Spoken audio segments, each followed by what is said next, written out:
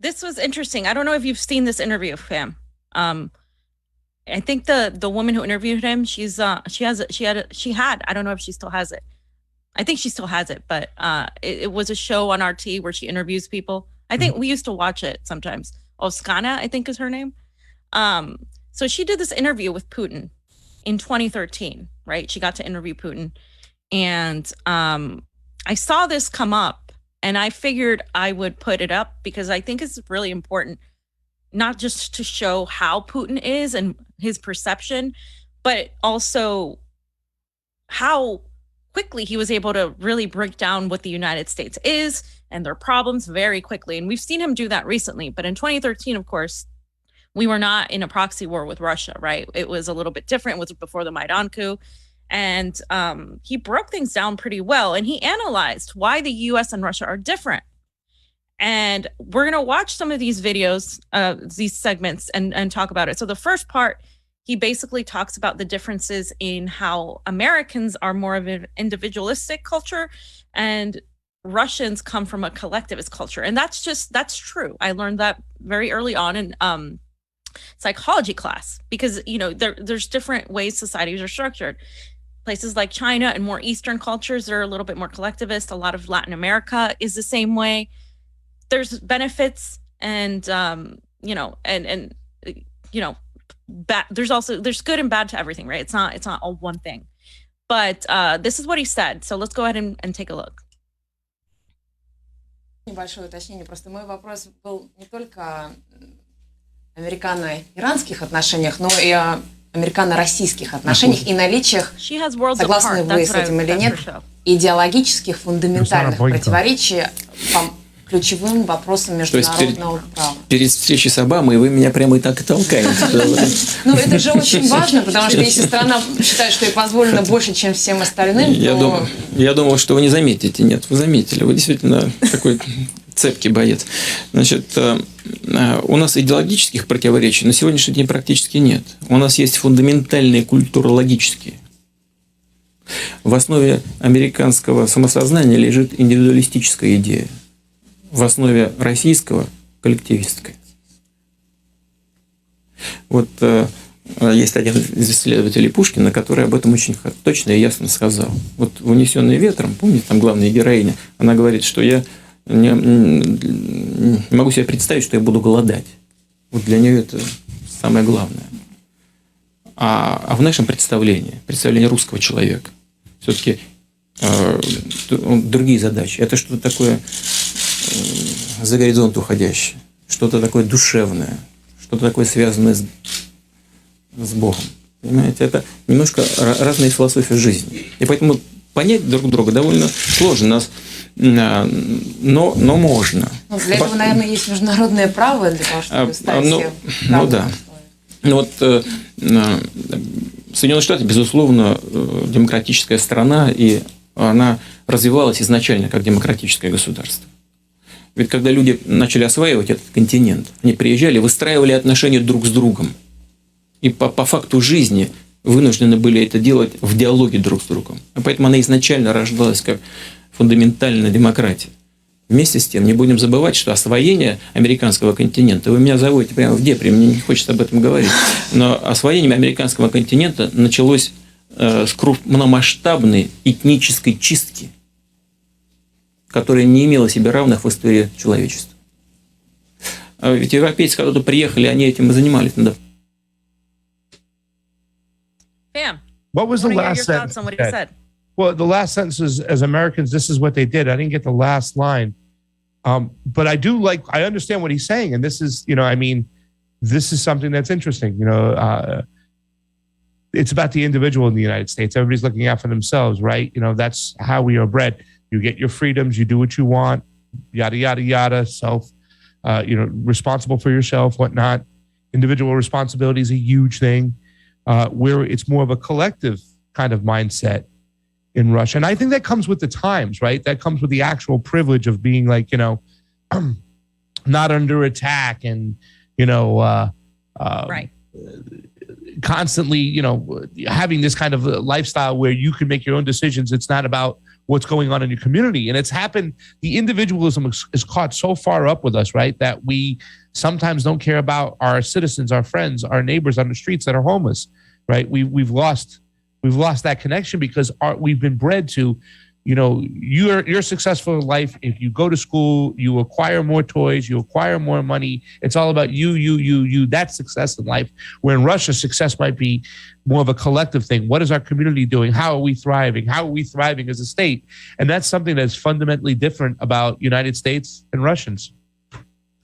I agree. And I think for me, that comes from the system we're in, right? We're a capitalist system. Russia comes from the USSR.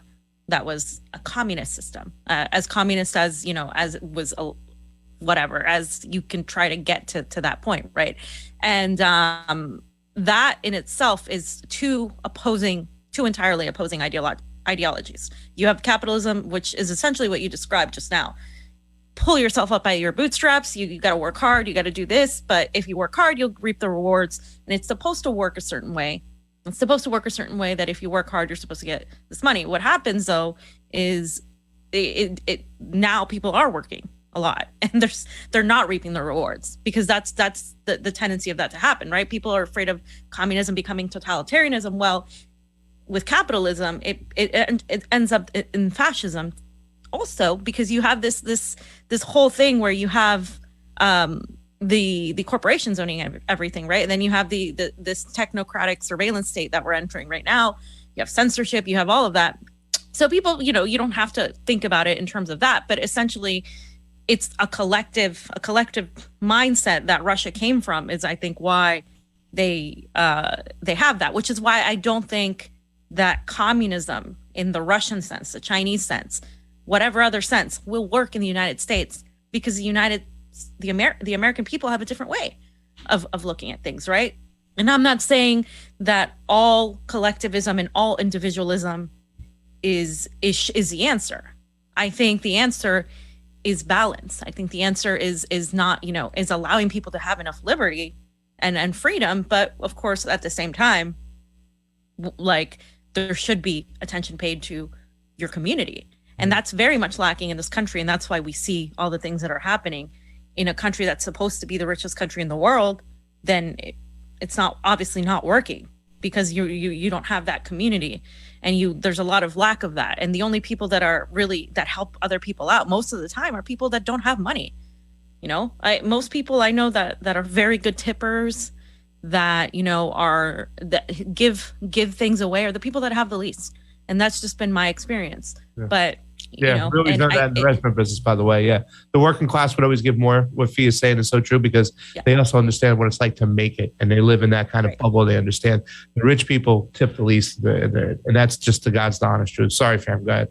No. So he goes on to talk about He criticizes Stalin, and he talks about Stalin, but then he says even Stalin wouldn't have bombed Japan, a non-nuclear country, the way the United States did. And then he goes on to criticize the United States. And notice how he was telling the interviewer, the journalist, like, you're going to get me into trouble here, you know. And he talked about how the United States was founded on ethnic cleansing. I mean, he said it right out loud. Yeah, he did. Guys, a lot of people don't want to talk about that. And the thing is, it's not about harping on it, but it's about understanding that still has an effect today as to how people have developed on whatever side of the aisle they were on. It doesn't matter.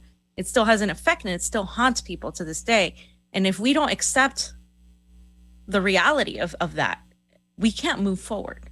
So that's another thing I think that has to happen, where people accept their reality and they don't keep trying to say that everybody is trying to be a white supremacist now, but that that is what happened. And you know, and that's a whole thing.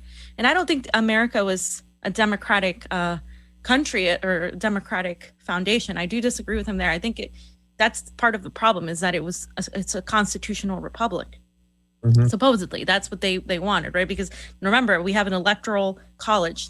We have representatives. We don't have one person, one vote. Exactly. We don't just vote and say we want this. We don't have that. So yeah. Next video. Let's go to the next video. Да, прямо об этом сказать. Она, не знаю, вот человечеству не так много известно из истории. Ну, скажем, уничтожение Карфагена римлянами, да, когда они уходили, они даже землю, так вот легенда гласит, солью посыпали, чтобы там ничего не росло. А освоение американского континента европейцами, там землю никто не посыпал, потому что ее использовали, но уничтожали коренное население. После этого американская история знает рабство. И оно так глубоко проникло. Ведь Колин Пауэлл еще в своей книжке написал, как ему было тяжело. Человеку с темным цветом кожи тяжело было пробиваться, как он всегда чувствовал на себе взгляды окружающих. Значит, это сидит наверняка до сих пор в душах и сердцах людей.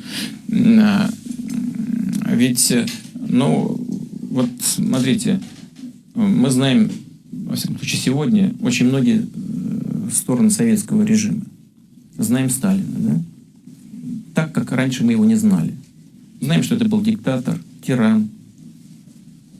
Я очень сомневаюсь, чтобы Сталин весной 1945 года, если бы у него была атомная бомба, применил бы ее против Германии.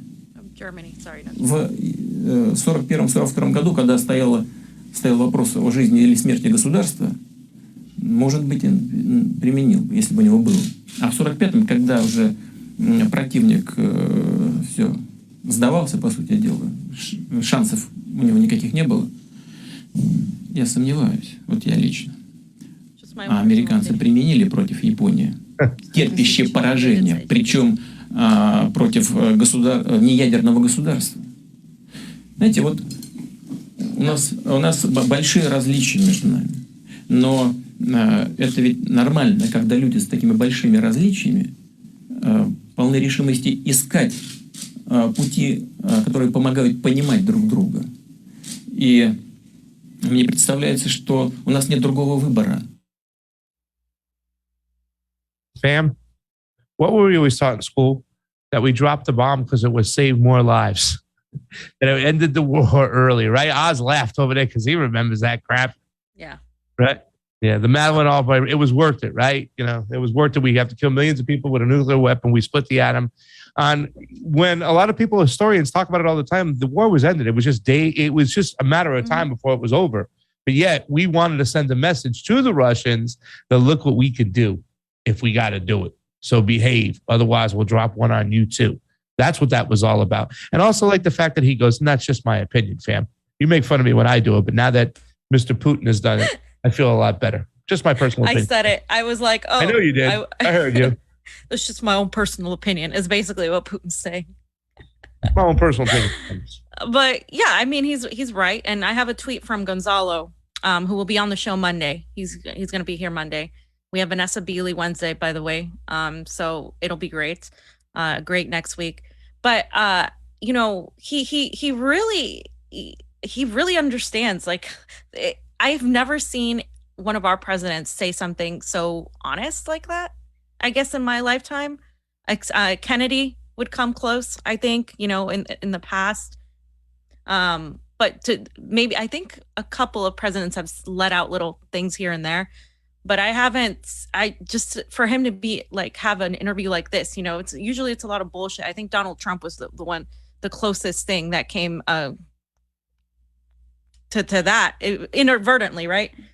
Oz, go to pasta real quick, because I got to plug in my computer came unplugged. So I'm going to plug it in real quick. Go to me. What do you want from me?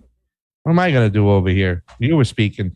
Anyways, the human centipede was there, you know, throwing stuff. He's just like, yeah, no communism in Russia anymore. But there's no McDonald's too, he said. There's not even a McDonald's. Okay. And Jorge says, and the human chunkapede also said, chunkapede, sorry. I said chunkapede. The U.S. dropping those nukes was so evil. Yeah. Back to fam. Back to the fams. Okay. So then the last video I have, it's a really short one. He just finishes it up. And this just shows you that there's been a development in things, right? That things have changed since this last interview. Obviously, it's almost 10 years later. Mm-hmm. And the situation is different. But it seems to me Russia was willing to work with the U.S., but the U.S. has had other plans just based on this interview, just based on what he's saying. And I don't think, from what I've seen, and this is not because I'm a Russian asset or a Putinist. Now I have to say that. But you are. But like it seems to me that they're defending themselves from our empire that wants, control of this region, that wants to continue exerting dominance all over the world. We're doing it with journalism. And it's like you're pushed to a point where you have to respond. And I think that's where it's at. And I don't condone war, but at the same time, I think, I'm not a pacifist. I think like at some point I'm an anti-imperialist. There's a difference, right? Because if somebody hits you, like, and it provokes you, at some point you have to respond, right? And I'm not about the turn the other cheek and let someone slap me. Sorry. So yeah, I that's the way I'm looking at it. So let's hear what he said. Last part. И мне представляется, что у нас нет другого выбора. И более того, ведь не случайно, что в критические периоды современной новейшей истории Россия и Соединенные Штаты объединялись и в Первую мировую войну, и во Вторую мировую войну. Вот как бы не противостояли друг другу, а когда вот гром грянул, произошло объединение. Что-то все-таки объединяет, какие-то фундаментальные интересы объединяют. Нам нужно вот на это обращать внимание прежде всего. Знать наши различия, но при этом все-таки обращать внимание на тот позитив, который поможет нам сотрудничать. So yeah, it just doesn't strike me as somebody that wanted to enter in a proxy war with the U.S. Mm-hmm. Definitely. Well, it's just the whole great reset stuff. Where do we stand? What does this happen? If the plan was to make sure that the EU was crushed, that plan came to fruition. That's for sure. You know what I'm saying? But who knows? It's just like, it does seem like all signs are pointing to the fact that he said F you to the whole situation, didn't want to play games now, and now they're freaking out, they're going as far to almost kind of going to World War III over here, fam. This is getting scary. Yeah. This is getting really scary right now. The tensions are escalating more and more each day, and we hear reports that there are more U.S. troops that are moving inside, the Polish border and getting closer to the Ukraine. And we're hearing all these things right now. And now that, the defense minister said the other day that, they won't permit NATO carrying weapons into the Ukrainians. So what does that mean? They're going to hit a NATO vessel, you know what I'm saying, or something? This thing it looks like it's wilding way out of hand. And it's almost as if the United States is just like, or the Western oligarchs or the ruling class is freaking out about Putin going, screw you. That's what it seems like to me, because they're really pushing the buttons, right? And anybody that can analyze anything should know Russia is not bluffing when they say that. They're not, because this is like the last stand. They're not going to allow the continued expansion of the West, because then the West would continue to dominate everything and expand. And, they're not going to allow that. And now is the time that a lot of people are pushing back against the West. A lot of people are pushing back. So I wanted to read this tweet, and we're going to continue talking about how far they're going, because they're going really far, by Gonzalo, because he said, do you know why Japan attacked Pearl Harbor on December 7th, 1941? Because the U.S. imposed a total trade embargo and then an oil embargo with the explicit aim of crushing Japan's economy. And ever after always claimed the Japanese attacked us for no reason whatsoever. I remember learning that. It was a trade embargo, right? And then it's an economic embargo, and that turns into a hot war. A trade war turns into an economic war, which turns into a hot war. You know what I'm saying? Yeah. We were trying to crush Japan. Exactly. It's kind of illuminating to if you don't know that, but it really just shows you just how much of what we've been taught is a lie. And, you know, when they were attacking Pearl Harbor, they were attacking a naval base. They were attacking. That's what they were attacking. You know what I'm saying? They were going after a military institution. When we dropped those fucking bombs, come on. It wasn't military institutions. Big difference, guys. Big difference. We went after civilians. Yeah. We didn't care. We didn't care. We didn't give two damns. You know what I'm saying? And we do that shit all the time. We drop a bomb like crazy. Yeah. And they taught you to believe that that was necessary. They taught you to believe that literally putting a nuclear weapon and nuking millions of people and then having people still suffer from radiation and get diseases and die anyway. And still to this day, like, and that the consequences of all of that, they did that to show that they could. That was all it was. It wasn't a need. It was a want. It's flexing muscles. Exactly. And so I showed Putin. So I'm going to show Zelensky, you know, our guy in Ukraine. Yeah. This is Zelensky, fam. Before he was the president, right? This is before, right around the time, 2014 of the Maidan coup, right? And listen to what he says, fam. I want to hear from what you think happens. But listen to what he says here.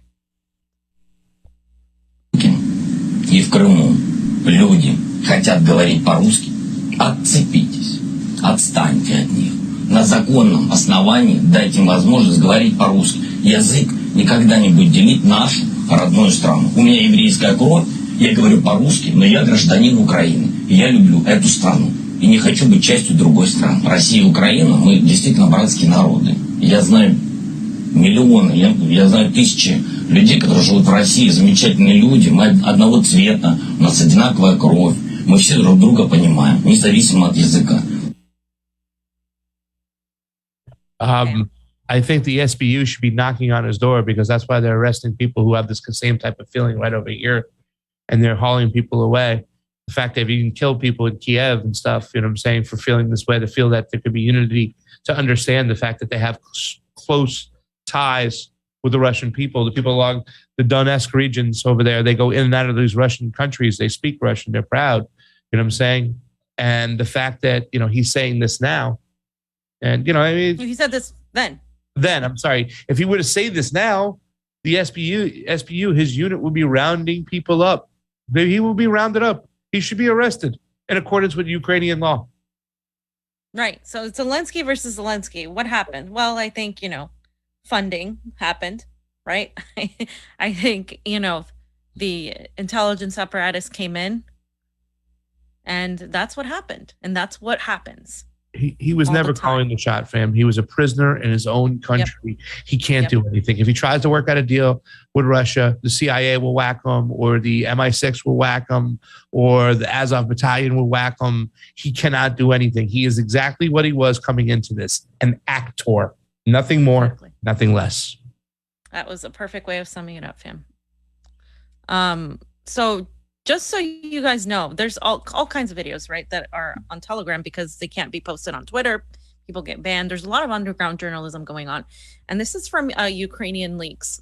And this is a video about a Ukrainian POW that said he was ordered to shoot at civilians. Because you remember, what you keep hearing is that the Russians are killing all these civilians. This guy's saying that they ordered him to shoot civilians. Let's take a look. Был приказ стрелять на поражение любого движущегося человека. В какой-то момент привезли туда людей, там были и женщины, и мужчины. Люди, которых привезли, были с повязками. Всех выстроили перед нами, и нам был отдан приказ всех расстрелять. И их хотели расстрелять за то, что якобы было сделано в Буче. Мы отказались от этого страшного приказа.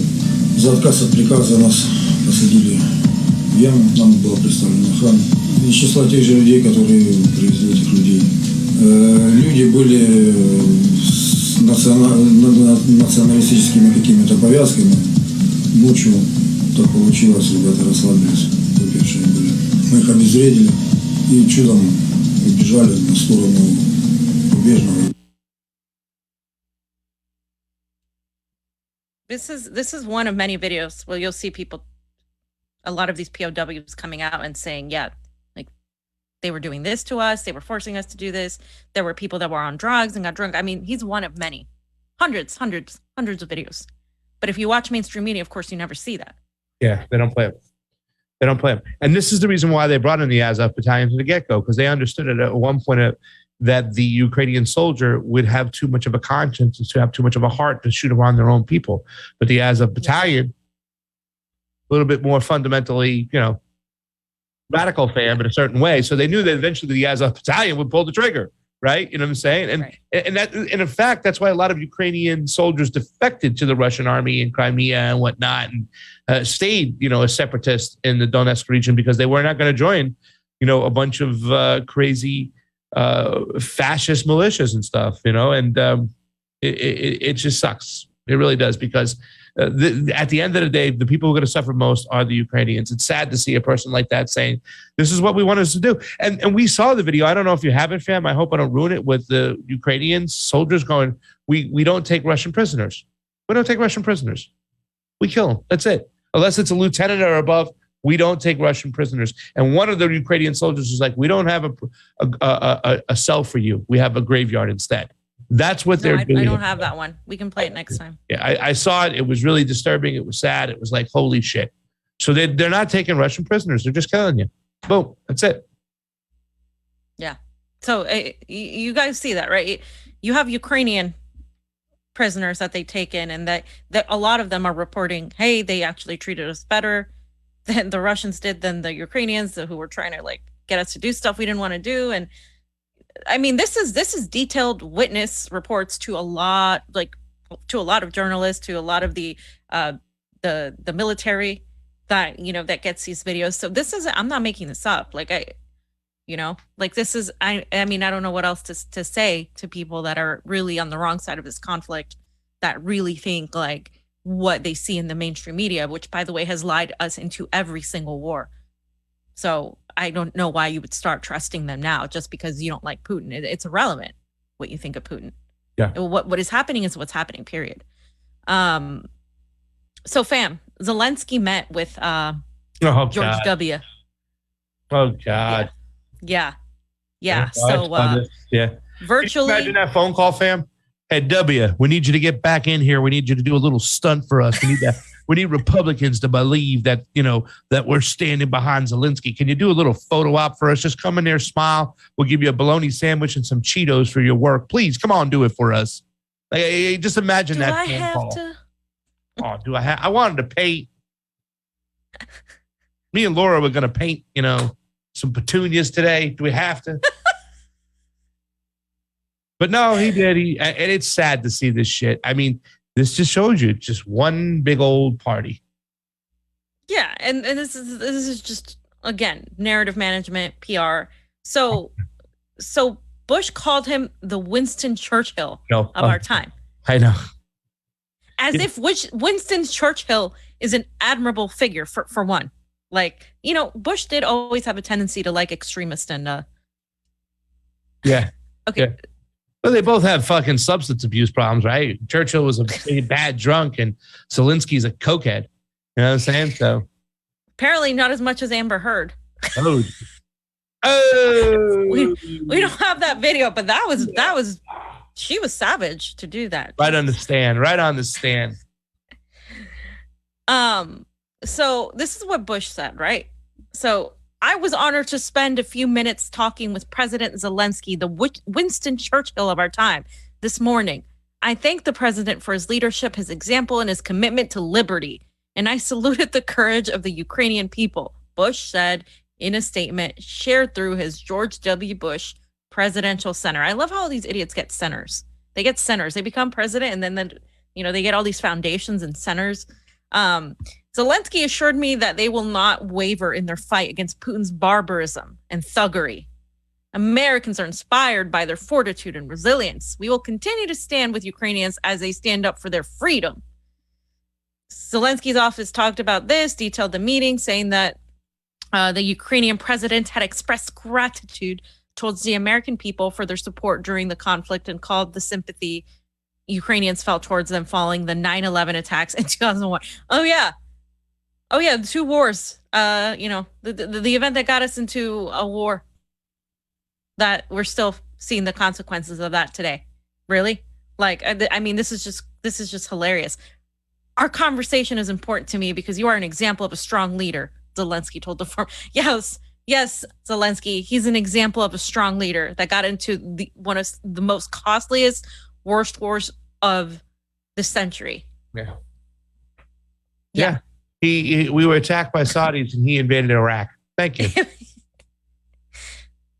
And then, of course, there were zero weapons of mass destruction. And then, of course, all the crimes that we committed. Yeah. There was no weapons of mass destruction forget about it.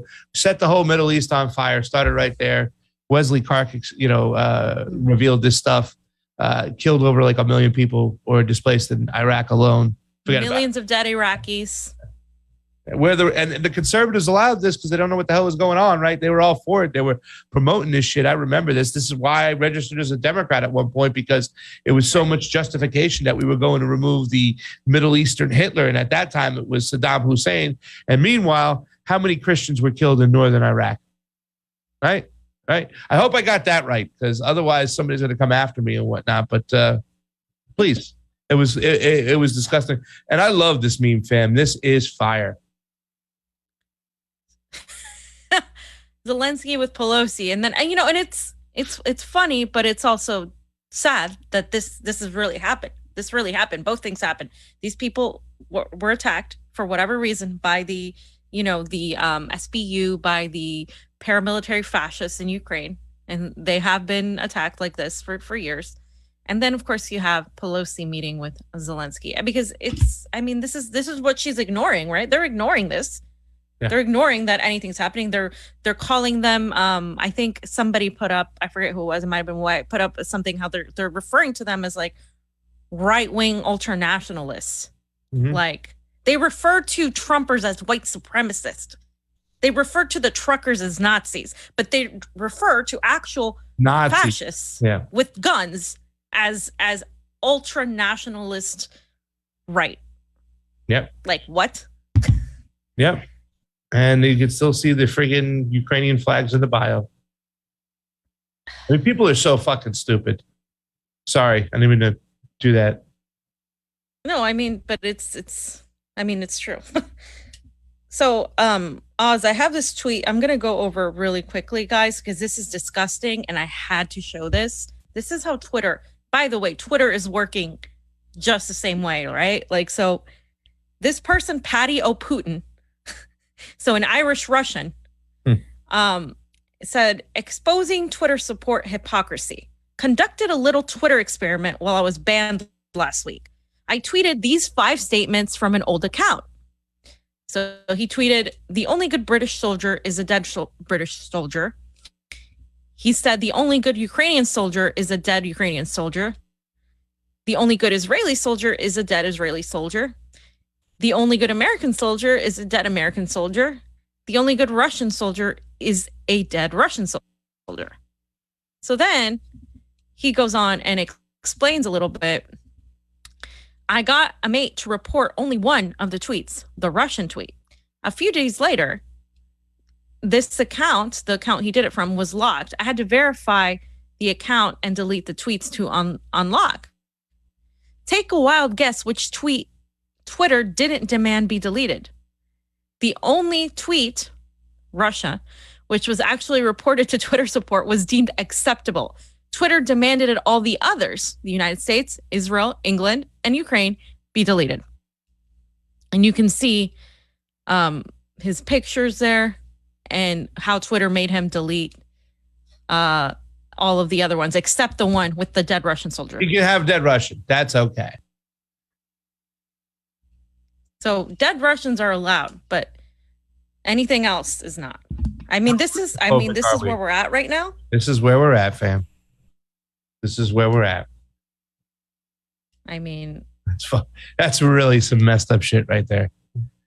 But don't worry, Elon Musk is going to come in here and save us. Oh, Elon, help us, Elon. You're our only hope. Fam, please be careful with 55, because this is some gross ass shit. This is where we're at. This is where we're at. This is where we're at. We should just have a segment. This is where we're at. This is where we're at. Wall Street Journal opinion, because I love it when the Wall Street Journal, writes. They say, "Oh, it's just an opinion." Yeah, an opinion you hired, essentially. So the U.S. should show it can win a nuclear war. Will the Wall Street Journal let me write an opinion piece on why I think Russia was provoked? Right? No, they're not. They're not going to let me do that. But they will take this. And Nick posted this, and I asked. I said, is this real? Because it's hard to know what's real and what's not these days, right? But yeah, it's real. Look, here's the article. The U.S. should show it can win in a nuclear war. Washington might study Cold War era practices that had major effect on Soviet policymaking.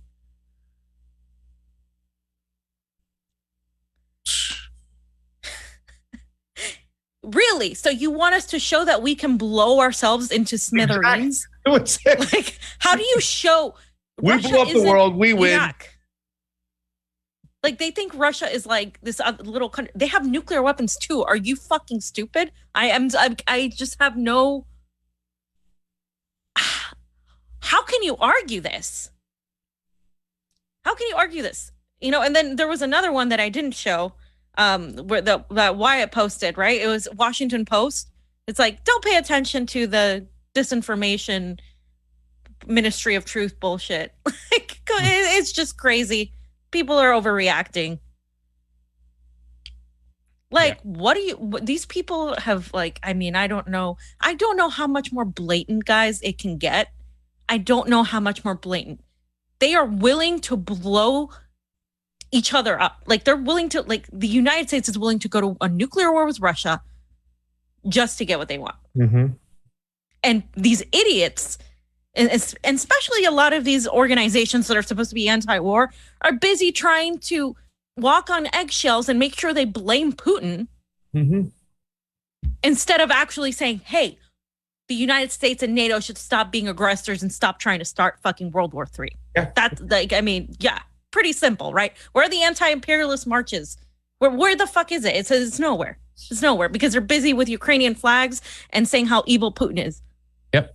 And let me say something too as well from the conservatives that are like really kind of quiet about this whole situation. We're the ones that say like, well, Americans don't have an interest in doing this. This is we have fatigue. We shouldn't do this anyways. That's not good enough, and your silence sucks. Okay, because this is the same thing we saw in the Iraq War. When you justified situations, you might not justify it now, but you'll just justify it again. You're not justifying it because it's not your team that's doing it. You know what I'm saying? But to be silent and not talk about how we got here, to be silent and not talk about what the empire constantly does, to try to glorify all the past wars that we had justification to do them. You know what I'm saying? And I'll go post World War II, right? I'll leave that out of post World War II. Still, the justification for going around and policing the world from the neoconservatives and the Republican Party is also sad as well. Like, enough is enough. You need to stop it already. You need to speak out what's going up against the empire. I go on Getter and I take a look and see what's going on over there. Great when it comes to pointing out stuff about the boop boop. Terrible when it comes to pointing out about what the empire is doing. If it's the only reason why we shouldn't do this is because it's exhausting right now and it's costing us too much money, that's not a good enough reason. We shouldn't be doing this because we have no right expanding the empire and getting involved in other countries' businesses.